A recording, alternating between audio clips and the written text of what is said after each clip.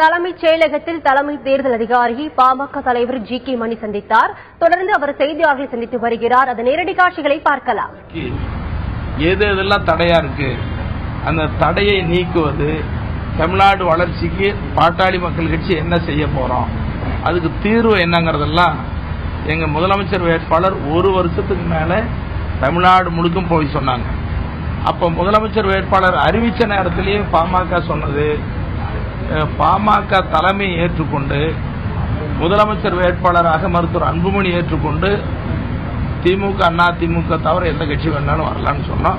அந்த நிலைப்பாட்டில் மாறுதல் இல்லை. ஆனாலும் கூட நாங்க இன்னும் எந்த கட்சி கூட பேசல, மற்ற கட்சிகளும் பேசல.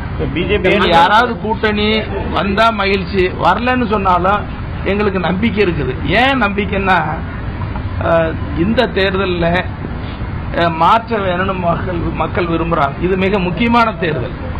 இதுக்கு முன்னால நடந்த தேர்தல்லாம் 2 அணி மட்டும்தான் இருக்கும். ஒன்னு திமுக அணி, அண்ணா திமுக அணி, பலமான கூட்டி சேர்வது. அது இல்லாம அன்னைக்கு தேர்தல் நிலவரம், ஆளுங்கட்சிக்கு கெட்ட பேரா இருந்தா எதிர்கட்சிக்கு ஓட்டு, எதிரணி வெற்றி, அப்படி சூழல். ஆனா இப்போ மாற்றம் வேணும்னு மக்கள் விரும்புறாங்க. அந்த என்ன மாற்றம்னா, இந்த தேர்தலில் மாற்றத்தை உண்டாக்கக்கூடிய மிக முக்கியமான பிரச்சனை, முதன்மை பிரச்சாரமா இருப்பது 2 மக்கள் மத்தியில். ஒன்று மது ஒழிப்பு, பூரண மதுவிலக்கு வேணுங்கிறத இன்னைக்கு பெண்கள் விரும்புறாங்க, படிச்சவங்க நடுநிலையாளர்கள் எல்லாரும் விரும்புறாங்க. இது முதன்மை பிரச்சாரம். 2வது, எங்கும் எதிலும் எல்லா நிலைகளிலும் ஊழல் மலிஞ்சு கிடக்குது.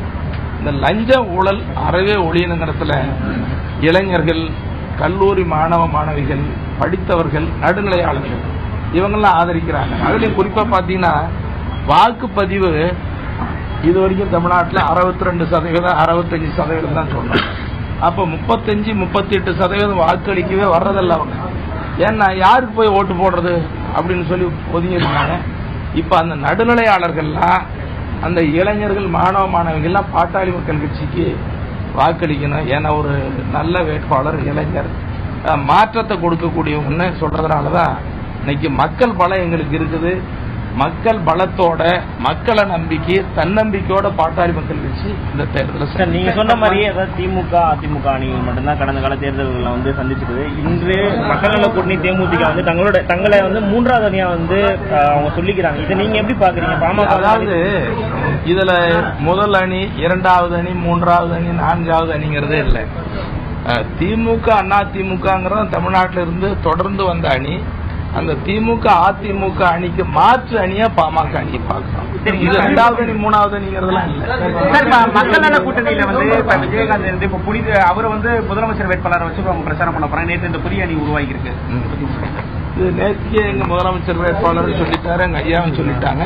இது சந்தர்ப்பவாத கூட்டணின்னு சொன்னாங்க. ஏன்னா முதலமைச்சர் வேட்பாளர் இப்ப நாங்க அறிவிக்க மாட்டோம், ஜனநாயக மரபுப்படி தேர்தல் முடிஞ்சு சட்டமன்ற உறுப்பினர்கள் தான் முதலமைச்சரை தேர்வு பண்ணணும்னு வைகோ சொல்லியிருந்தாரு. ஆனா திடீர்னு நேற்றுக்கு முதலமைச்சர் வேட்பாளர் அறிவிச்சிருக்கிறாங்க. இதுதான் சந்தர்ப்பவாத கூட்டணி. நேற்றுக்கு எங்க கட்சி தரப்புல இது சொல்லப்படுது.